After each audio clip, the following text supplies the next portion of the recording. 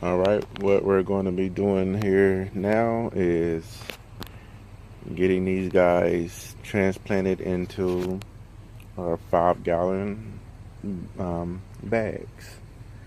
And for those of you new to my channel, this is the potting soil I start off my plants with.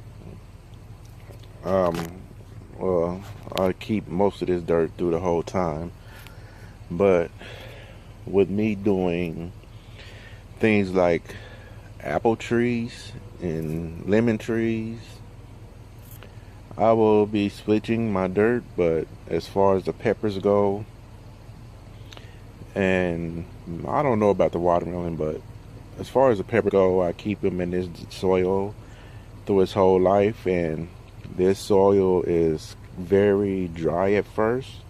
You have to let it absorb water, so I put it in a container like this here, dump the whole bag in there, mix the water up in it until it's a pretty moist consistent.